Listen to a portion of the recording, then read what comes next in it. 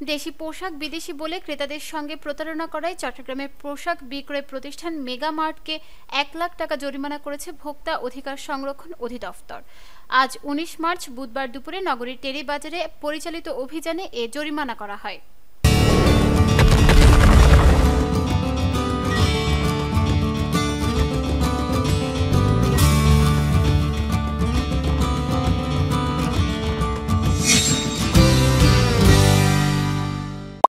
অভিযানে দেখা যায় নিজস্ব কিছু পণ্যের পাশাপাশি বিদেশি পণ্যের নামে বেশি দামে পোশাক বিক্রি করছে মেগামার্ট।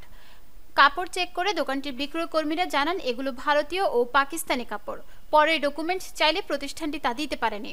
এক পর্যায়ে তারা স্বীকার করে যে সেগুলো দেশে তৈরি পণ্য।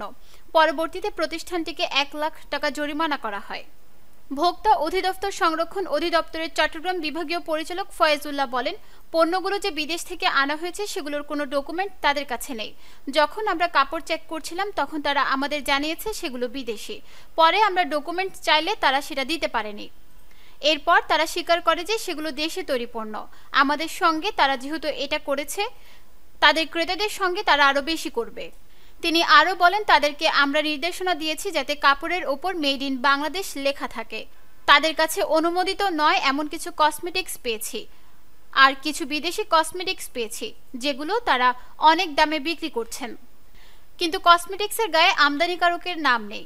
আমাদের মনে হচ্ছে কসমেটিক্সগুলো ভুয়া ও ভেজাল। আমরা মেগামার্টকে ১ লাখ টাকা জরিমানা করেছি এবং তাদের সতর্ক করেছি যাতে এসব পণ্য বিক্রি না করে। নিউজ ডেস্ক, দৈনিক পূর্বকোণ।